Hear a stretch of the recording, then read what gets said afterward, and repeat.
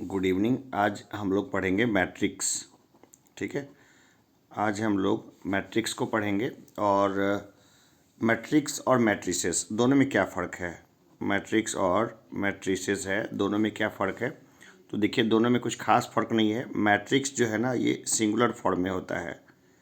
क्या होता है? सिंगुलर फॉर्म में। और इसी का जो प्लूरल फॉर्म है वो होता है मैट्रिसेस। मैट्रिसेस क्या हो गया? ये हो गया प्लूरल। तो हम लोग जो है अभी देखेंगे मैट्रिसेस। कई जगह पे है मैट्रिक्स लिखा हुआ रहेगा, तो कई जगह में मैट्रिसेस। तो यहाँ से कंफ्यूज नहीं होना है, दोनों का मतलब एक ही होता है। और कई बार छात्र पूछते हैं, कई बार नहीं पूछते, अपने यहाँ के छात्र नहीं पूछते हैं, लेकिन जो बाहर हैं कई बार छात्र पूछते हैं कि सर हम लोग मैट्रिक्स क्यों पढ़ते हैं या मैट्रिसेस क्यों पढ़ते हैं। दोनों का मतलब एक ही है, मैट्रिक्स सिंगुलर में और मैट्रिसेस प्लूरल में। तो देखो मैं बता दूं कि मैट्रिसेस जो है ना, ये मैथमेटिकल टूल है। ठीक है, क्या है? मैथमेटिकल टूल है। ये क्या करता है कि जो मैथमेटिकल कैलकुलेशंस जो होते हैं ना, लेंदी वाले, उसको थोड़ा सा सिंपल कर देता है।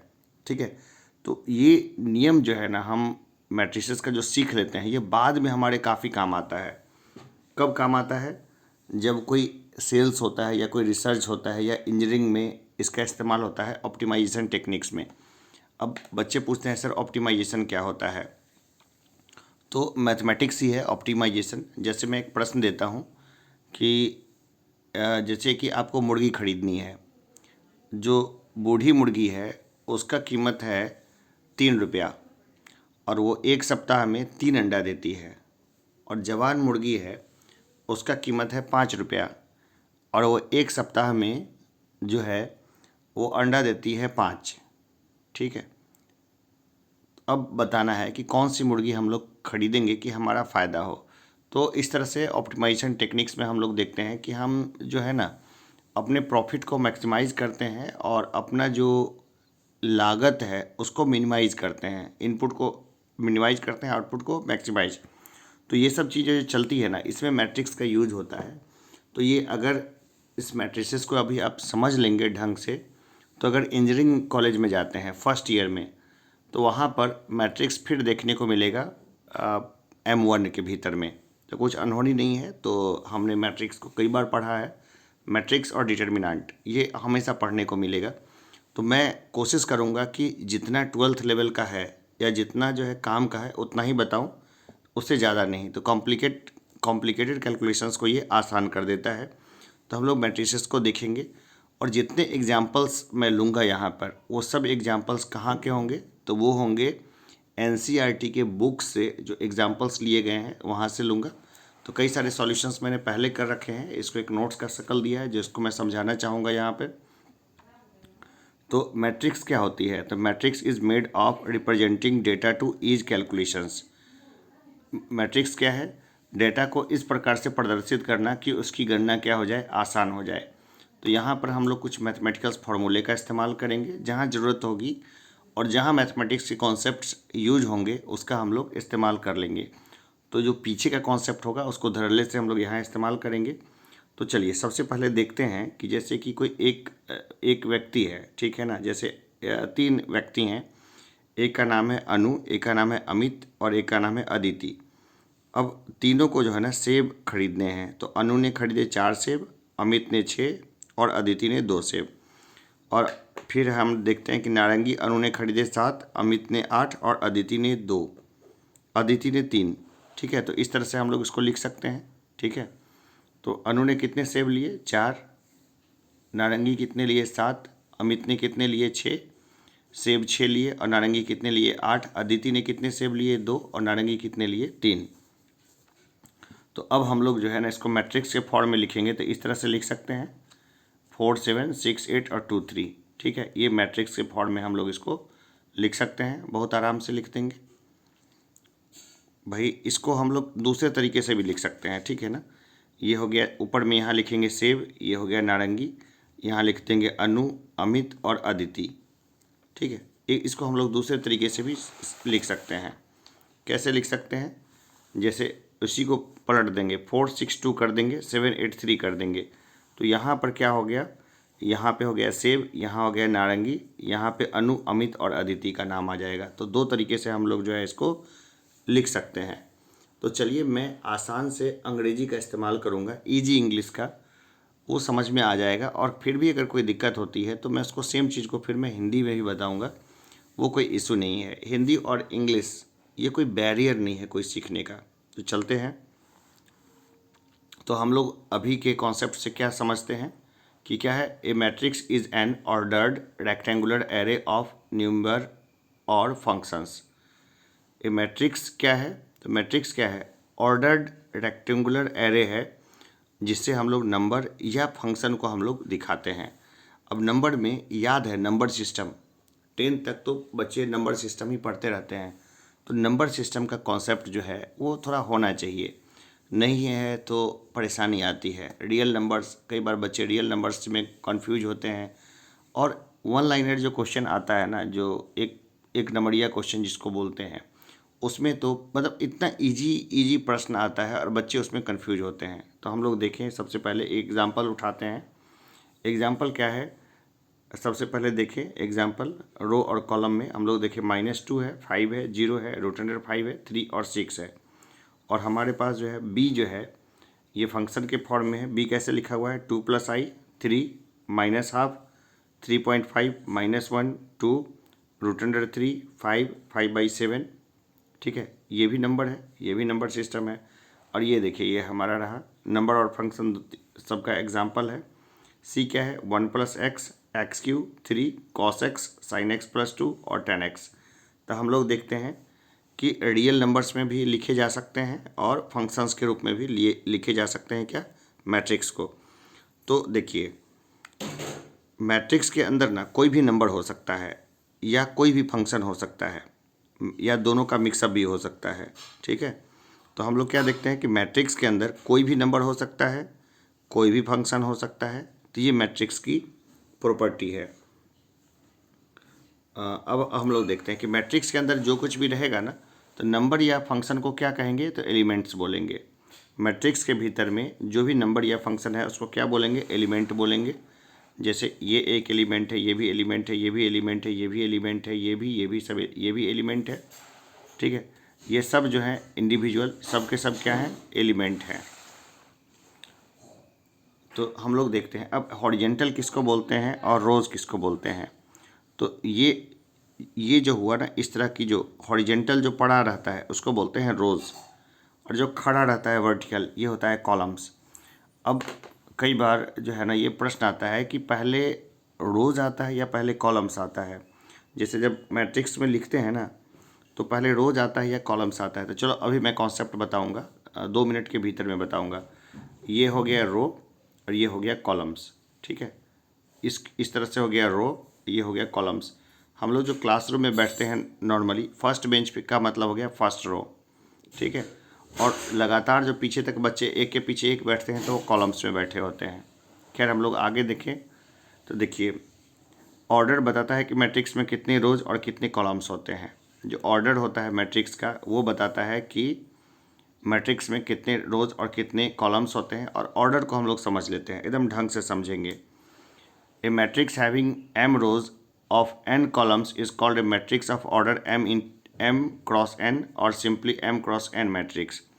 कोई भी जो रो और कॉलम्स होंगे ना मैट्रिक्स के भीतर में, ठीक है, तो यहाँ m से जो है ना हम लोग रो को डिनोट करते हैं और n से कॉलम को। m के बाद n आता है तो पहले m आएगा फिर n आएगा। m for rows, n for columns. और कैसे इसको भी हम लोग देखेंगे। देखिए m पहले है तो m पहले, n बाद में है तो n बाद में है। ठीक है, तो m क्या है, रोज़ है, n क्या है, कॉलम है। इसको ईजिली ट्रिक से हम बता देंगे, हमेशा याद रहेगा। कई बार बच्चे कंफ्यूज होते हैं कि किसको पहले लिखें। तो ये है हमारा एक जो है मैट्रिक्स फॉर्म है, A11 A12 A13 Aij A1n 2n In Mn। ठीक है, इस तरह से ये लिखा हुआ है। तो यहाँ पे m क्रॉस n मैट्रिक्स का ये एक एग्जाम्पल है। कैसा एग्जाम्पल है, m क्रॉस n मैट्रिक्स का। ये क्या है, रोज़ है, ये क्या है, कॉलम्स है। अब इसको कैसे याद रखेंगे। तो सबसे पहले जब बच्चा चलना शुरू बच्चा चलने से पहले क्या करता है, पहले वो अपने घुटनों के बल पे ना, मतलब क्या बोलते हैं उसको, चलना शुरू करता है घुटनों से, मतलब रेंग के चलता है ना इस तरह से। छोटा बच्चा जो मतलब 2 पैरों पे नहीं खड़ा होकर चारों पैरों पे चलता है। तो चारों पैरों पे चलता है पहले, इसके बाद खड़ा होकर चलता है। तो पहले 4 पैरों पे जो चल रहा है ना, तो वो हो गया रो। फिर जो खड़ा हो गया तो वो हो गया कॉलम। तो पहले कौन आएगा? तो पहले चारों पैरों पे चलेगा, तो पहले क्या आएगा? एम। फिर क्या आएगा? एन। ठीक है, तो ये हो गया एम और ये हो गया एन। ठीक है, खड़ा हो गया तो हो गया एन, और पहले तो लेट के चल रहा है तो ये हो गया एम। उम्मीद है कि ये इस एग्जाम्पल से लोग कभी नहीं भूलेंगे। भूलने जैसा कुछ है भी नहीं और काफ़ी आसान सा है। अब ये हम लोग देखते हैं एम क्रॉस एन। ये हो गया रोज़ फर्स्ट में आएगा, कॉलम्स बाद में आएगा। एक एग्जाम्पल से देखते हैं हम लोग। ये एग्जाम्पल है, ए एग्जाम्पल है -2 5 0 √5 3 और 6। तो इसमें रोज़ कितने हो गए? इसमें रोज़ हो गए 1 2 3, 3 तो रोज़ हो गए। कॉलम्स कितने हो गए? 2। ठीक है, तो रोज़ कितने हो गए? 3 हो गए, और कॉलम्स कितने हो गए? 2 हो गए। ठीक है, रोज़ कितने हो गए? 3, और कॉलम्स कितने हो गए? 2। फिर हम लोग देखते हैं यहाँ पर एक दूसरा एग्जाम्पल देखते हैं कि b बराबर कितना है? 2 + i 3 हाफ 3.5 -1 2 √3 5 और 5/7। अब यहाँ पर हम लोग देखते हैं रोज़ कितने हो गए? रोज़ हो गए 1 2 3, है ना। तो ये m हो गया 1 2 3। कॉलम्स कितने हो गए? तो 1 2 3। अच्छा, तीनों बराबर है, तो ये कितना ऑर्डर होगा इसका? इसका ऑर्डर हो जाएगा 3 × 3, 3 × 3 जो है इसका ऑर्डर हो जाएगा। चलिए एक एक और एग्जाम्पल लेते हैं, इसको देखते हैं। ये सॉल्व किया हुआ है प्रॉपर वे में। c बराबर क्या है? 1 + x x³ और 3 cos x sin x + 2 और tan x। रोज़ कितने हो गए? तो 2 रोज़ हो गए, है ना। रोज़ कितने हो गए? 2 रोज़ हो गए। कॉलम्स कितने हो गए? तो 3 हो गए। तो ऑर्डर कितना हो गया? 2 × 3, यानी कितना हो जाएगा?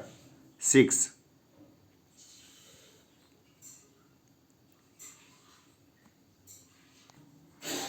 यहाँ मैंने थोड़ा गलती कर दिया, ये रोज़ ये हो जाएगा 3 और कॉलम्स हो जाएंगे 2। ठीक है, तो ये हो जाएगा 3 × 2। ये क्या हो जाएगा? ऑर्डर कितना हो जाएगा? 6। कितना ऑर्डर हो गया? 6 ऑर्डर हो गया। ठीक है, हम लोग आगे देखते हैं, जनरल फॉर्म ऑफ मैट्रिक्स को देखते हैं। अब देखते हैं कि ये जो होता है ना जनरल फॉर्म में, in general an m cross n matrix has the following rectangular array.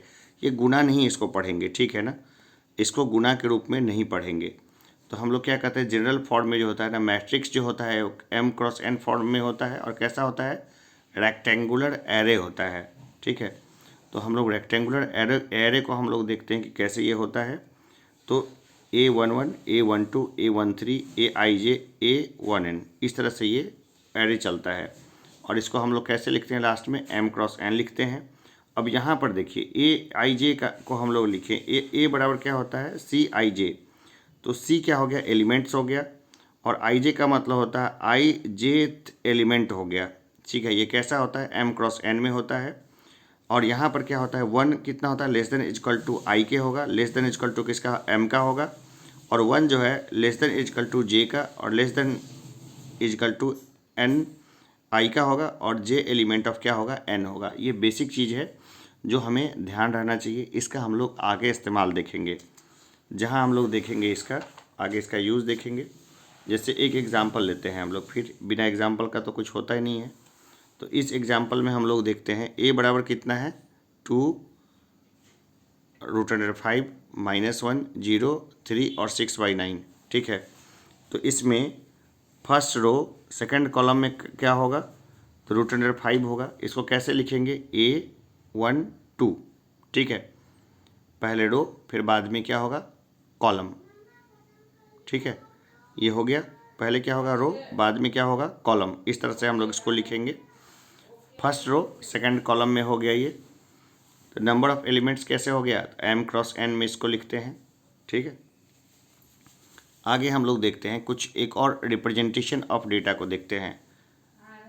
तो अब हम लोग इस डेटा को ना मैट्रिक्स फॉर्म में हम लोग लिखेंगे। तो सबसे पहले इसको 2 तरीके से लिख सकते हैं। Represent points in a plane लिख सकते हैं, और प्लेन में रिप्रेजेंट्स कर सकते हैं प्लेन को, या फिर मतलब रिप्रेजेंट कर सकते हैं किस में? क्लोज रेक्टिलिनियर फिगर के रूप में इसको प्रेजेंट कर सकते हैं। 2 तरीके से प्रेजेंट कर सकते हैं। तो मैं दोनों तरह अलग अलग तरीके से बताता हूँ। कई बार कंपैरिजन करके भी बताते हैं लोग, तो मैं दोनों अलग अलग तरीके से बता देता हूँ। तो सबसे पहले एक स्पेस लेते हैं, है ना, एक्स वाई और जेड कोऑर्डिनेट्स होते हैं इसके। तो इसमें हम लोग देखते हैं कि ए बी सी डी 4 जगह है जिसमें हमने कोऑर्डिनेट लिया। तो पहले में कोऑर्डिनेट है 1 2 3, दूसरे में है 2 5 6, तीसरे में है 4 7 8, चौथे में 8 2 1। तो इसको हम लोग लिख सकते हैं जैसे ए बी सी डी। इसको ए बी सी डी में हमने क्या लिखा, ए बी सी डी 1 2 3 2 5 6 4 7 8 8 2 1। ठीक है, ये क्या है 4 मल्टीप्लाई बाई 3। ये कितना है 4 मल्टीप्लाई बाई 3 मैट्रिक्स हो गया ये। अब हम लोग देखते हैं इसी को हम लोग दूसरे तरीके से कैसे लिख सकते हैं। तो इस तरह से लिख सकते हैं A B C D X Y Z 1 2 4 8 2 5 7 2 3 6 8 1। इसी को हमने क्या किया पलट दिया। एक्स वाई और जेड क्या है कोऑर्डिनेट्स हैं। ये इस तरह से होता है ना कोऑर्डिनेट्स। ये हो गया एक्स वाई और जेड। स्पेस में होता है ना, हम लोग लेते हैं तो क्या होता है स्पेस में 3 आयाम नॉर्मली लिए जाते हैं, एक्स वाई और जेड। तो उसी 3 आयाम को हम लोग इस तरह से रिप्रेजेंट कर सकते हैं। तो ये क्या हो गया, प्लेन में हम लोग डेटा को रिप्रेजेंट करते हैं, किसमें मैट्रिक्स फॉर्म में। अब हम लोग दूसरा देखते हैं। अब क्लोज फिगर के अंदर जो है ना हम लोग रेक्टेंगुलर फिगर्स में हम लोग देखते हैं represent vertices of A close rectangular figures. इसमें देखते हैं ये रहा हमारा ए बी सी और डी।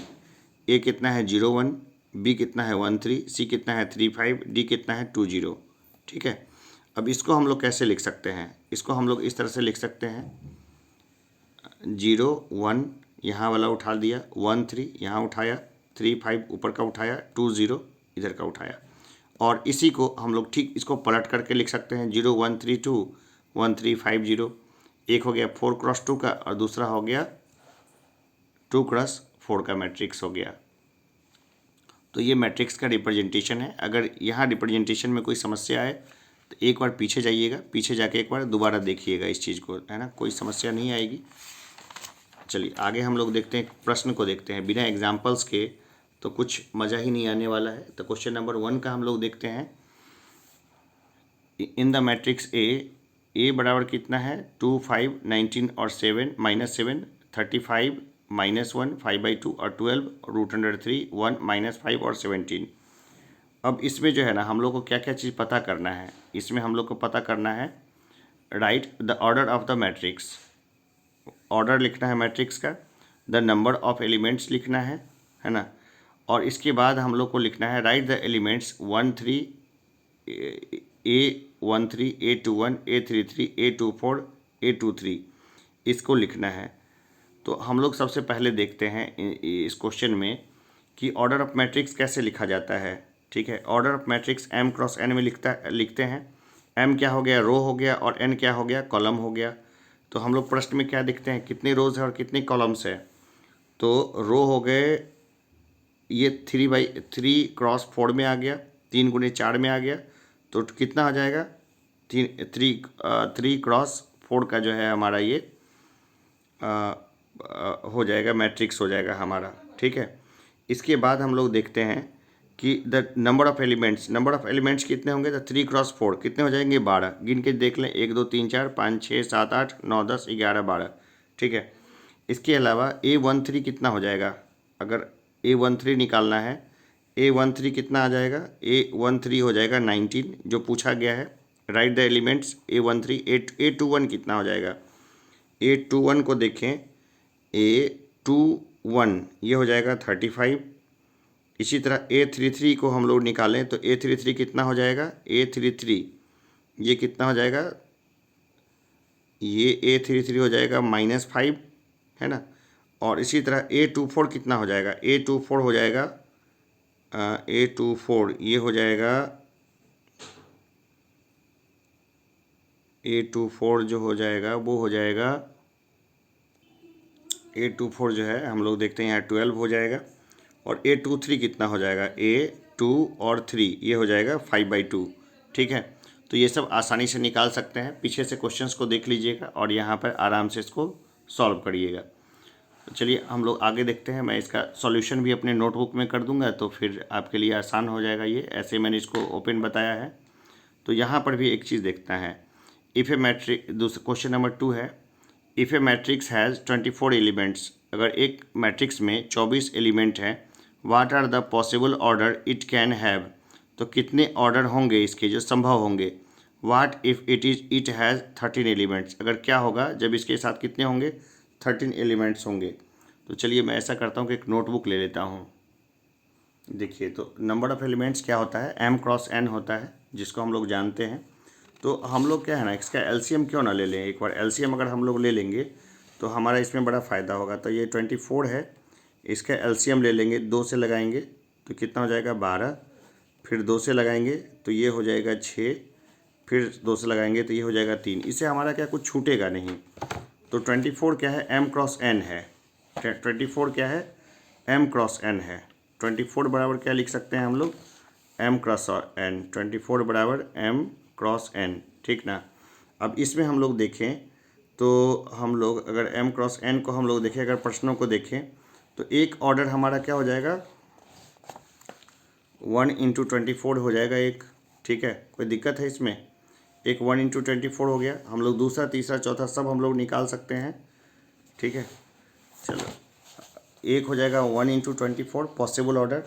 दूसरा हम लोग देखते हैं तो क्या हो जाएगा 24 इंटू 1 हो जाएगा हमारा पॉसिबल ऑर्डर, यहीं से हम लोग सारा निकालें। फिर हो जाएगा 8 इंटू 3 हमारा पॉसिबल ऑर्डर हो जाएगा, 3 इंटू 8 हो जाएगा पॉसिबल ऑर्डर। और क्या हो जाएगा 4 इंटू 6 हो जाएगा।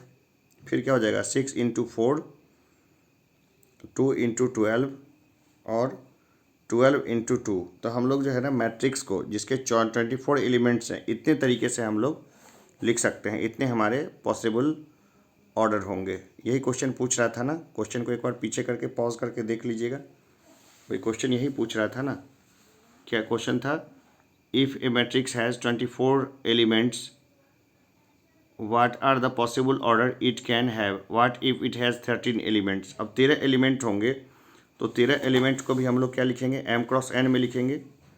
13 एलिमेंट्स को क्या लिखेंगे m क्रॉस n में लिखेंगे 13 एलिमेंट्स को। तो 13 एलिमेंट्स को लिखेंगे तो यह हो गया 13 है ना, 13 एक ही बार में जाएगा, ठीक है। तो इसके जो पॉसिबल होंगे एलिमेंट्स कौन कौन से होंगे 1 इंटू 13 और कितने होंगे 13 इंटू 1, ठीक है। ये क्या होंगे पॉसिबल ऑर्डर होंगे, ये कितने होंगे पॉसिबल ऑर्डर होंगे, ठीक है। तो इस तरीके से आप आगे जो है बहुत आराम से सवाल को बना सकते हैं। वैसे जब मैं इसका नोट्स प्रिपेयर करूँगा ना तो इसका सॉल्यूशन नीचे में दूंगा, मतलब इसी में एक ही जगह पे इसका ऑर्डर दे दूंगा। तो कुछ सॉल्यूशंस मैंने किए भी हैं, लेकिन हर जगह सॉल्यूशंस करना जो है वो संभव नहीं हो पाता। तो चलो इस क्वेश्चन का सॉल्यूशंस मैं पॉज करके करूँगा। तो ये हमारा जो है एक प्रश्न वाला दिया हुआ है, ठीक है, कि ये है क्वेश्चन नंबर 3 है, construct a 3 into 4 matrix whose elements are given by a i j बराबर हाफ माइनस 3i प्लस जे। कुछ नहीं है, बस नंबर डालना है, ठीक है ना, नंबर डालना है। तो मैं शुरू करता हूँ सबसे पहले। तो चलिए वीडियो को थोड़ा पॉज कर लें हल्का सा, थोड़ी देर मैं खुद सॉल्यूशन करता हूँ। तो देखिए इसको जो हम लोग लिख सकते हैं 1 2 3 1 2 3 4 और A11 A12 A13 A14 A21 A22 A23 A24 A31 A32 A33 A34। क्यों, क्योंकि ये है 3 क्रॉस 4 मैट्रिक्स, ठीक है। कैसा मैट्रिक्स है ये 3 क्रॉस 4 मैट्रिक्स, ठीक है। ये कैसा है 3 क्रॉस 4 मैट्रिक्स, ठीक है। तो चलो हम लोग आगे बढ़ें इसको। तो A11 का वैल्यू कितना हो जाएगा, A11 का जो वैल्यू हो जाएगा वो कितना आ जाएगा। चलिए इसको हम लोग यहाँ तक हमने निकाल लिया। अब हम लोग इसको निकालते हैं। क्वेश्चन एक बार देख लीजिए, आप ढंग से देख लीजिए अच्छे तरीके से। चलिए अब हम लोग देखते हैं कि A11 का वैल्यू कितना आएगा, ठीक है। A11 का वैल्यू कितना आ जाएगा, A11 का आएगा हाफ इंटू -3 प्लस 1 बराबर कितना हो जाएगा 1 आएगा, क्योंकि मॉड है ना भीतर में, ठीक यही होगा ना। मॉड वैल्यू है, मॉड में क्या होता है, मॉड में माइनस या प्लस दोनों कितना होता है प्लस ही होता है। इसका कोई मतलब ही नहीं रह जाता। इसी तरह हम लोग देखिए A12 कितना हो जाएगा, A12 बराबर कितना हो जाएगा, हाफ मॉड ऑफ -3 गुने 1 + 2 बराबर कितना हो जाएगा, हाफ। उसी तरह A13 निकालें, क्या हो जाएगा, हाफ इंटू -3 इंटू 1 + 3 बराबर कितना हो जाएगा, 0। A14 निकालें तो कितना हो जाएगा, half into mod of -3 into 1 + 4 बराबर कितना हो जाएगा, हाफ। इसी तरह हम लोग जो है A21 की वैल्यू निकालें। A21 कितना निकल जाएगा, आसानी से निकल जाएगा, 5/2। A22 कितना निकल जाएगा, 2। A23 की वैल्यू कितनी निकलेगी, 3/2। A24 की वैल्यू कितनी निकलेगी, 1। उसी तरह A31 की वैल्यू कितनी निकल जाएगी, 4। A32 की वैल्यू कितनी निकल जाएगी, 7/2। A33 की कितनी निकल जाएगी, 3। और A34 की वैल्यू कितनी निकल जाएगी, 5/2। तो इसका जो मैट्रिक्स होगा वो मैट्रिक्स किस तरह से बन जाएगा, A बराबर जो हम लोग अगर इसको लिखें तो किस तरह से बन जाएगा, तो ये बन जाएगा 1 हाफ 0 हाफ 5/2 2 3/2 1 4 7/2 3 5/2। ठीक है, तो इस तरह से ये बन जाएगा हमारा 3x4 मैट्रिक्स बन जाएगा। रो कॉलम को हम लोग इंटरचेंज कर सकते हैं, इसमें ज़्यादा परेशान होने जैसा कुछ भी नहीं है। तो जब मैं इसका नोट्स बनाऊंगा तो इसके लिए मैंने सॉल्यूशंस के लिए जो जगह छोड़ रखी है वहाँ पे मैं फिर सॉल्यूशन करके दिखाऊंगा। तो जहाँ दिक्कत हो तो पहले पॉज करके क्वेश्चन को लिख लेना, फिर इस तरह से सॉल्यूशन को करना अपनी कॉपी में। और जो छात्र हमारे पास आते हैं तो वो इस यहाँ से नोट्स से आराम से देख के लिख लेना। और कोई चीज़ उतारने से ज़्यादा बेहतर है उसको समझ लेना, ढंग से समझ लेना, और कम प्रश्नों की लगातार प्रैक्टिस करना। ये नहीं कि खूब सारे किताब बनाने लगे और फंस गए और परेशान हो गए, ऐसा नहीं है। पहले कुछ जो जितने प्रश्न मैं देता हूँ लिमिटेड प्रश्न, उस पर कमांड करो अच्छे तरीके से। फिर इसके बाद अगर ना इच्छा करे, समय बचे, तो बाकी प्रश्नों पे टूटो। मैं नहीं कहता कि पूरी किताब खोलो और मैथ्स बनाते रहो, क्योंकि मुझे पता है कि अब के समय में बच्चों के पास इतनी एक्टिविटी हो गई है कि अब मैथ्स जिस तरह से हम लोग फ्री होके बनाते थे ना, उतना फ्री होके बच्चे नहीं बना रहे हैं अभी। उसके लिए फिर बिरला हाई स्कूल जाना होगा, जहाँ 12th तक की पढ़ाई में बच्चे के पास मोबाइल अलाउ नहीं होता है, और प्लस बच्चों को छूट दी जाती है बहुत तरह की।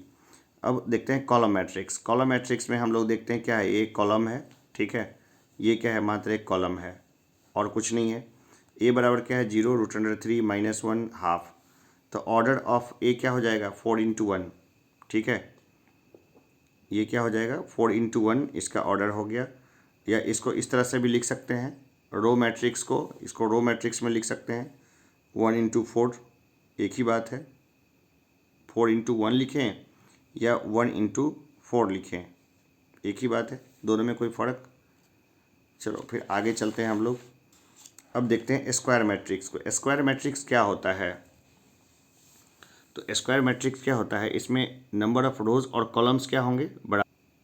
स्क्वायर मैट्रिक्स में क्या होता है, नंबर ऑफ रोज और कॉलम्स क्या होते हैं, बराबर होते हैं। ठीक है, यहाँ देख रहे हैं हम लोग 3 - 1 0 3 और 3 3/2 4, ये भी 3।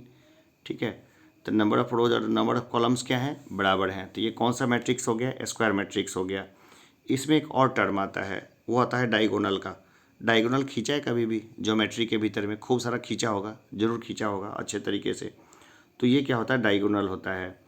तो AIJ होता है डायगोनल, जहाँ पे क्या होता है, आई बराबर क्या होता है, जे के। तो इसको क्या बोलेंगे हम लोग, इस तरह से होता है डायगोनल। ये होंगे डायगोनल एलिमेंट्स, 3√2 -1, ये क्या हो गया हमारा, डायगोनल एलिमेंट्स हो गया। तो यहाँ पर क्या हो गया, आई बराबर जे हो गया। अब जनरल फॉर्म में जो है ना, कोई भी एलिमेंट है उसको डिनोट करते हैं किस में, AIJ में। नॉर्मली जनरल फॉर्म में AIJ में डिनोट करते हैं कोई एलिमेंट को, बस इतना ध्यान रखना है, इतने से हमारा काम चल जाएगा। ठीक है, और हम लोग आगे देखें स्क्वायर मैट्रिक्स में ही इसी को आगे देखते हैं। जैसे इसमें डायगोनल निकालना हो, ठीक है, इसमें हम लोग को डायगोनल निकालना हो तो हम लोग क्या देखते हैं, AIJ, तो आई बराबर जे क्या है, डायगोनल है। ठीक है, ये डायगोनल है, यही तो कॉन्सेप्ट है हमारा। अब इसमें हम लोग देखें तो स्क्वायर मैट्रिक्स में अगर हम लोग को डायगोनल निकालना हो तो कौन होगा, तो एक हो जाएगा -2, ठीक है, और एक हो जाएगा कौन हमारा सर, √5। इसको कैसे लिख सकते हैं, ये हो जाएगा A11 और ये क्या हो जाएगा, ये हो जाएगा A22। तो ये दोनों क्या होंगे, डायगोनल मैट्रिक्स होंगे। तो चलो मैं जो इसका प्रिपेयर करूँगा तो जो मैं बोला हूँ मैं उसको लिख भी दूँगा अपने नोटबुक में। और ये जो क्लासेस होगी ये 30-30 मिनट की ही क्लासेस होगी, तो 4 क्लासेस में बहुत आराम से ये ख़त्म हो जाएगा ये मैट्रिक्स जो है।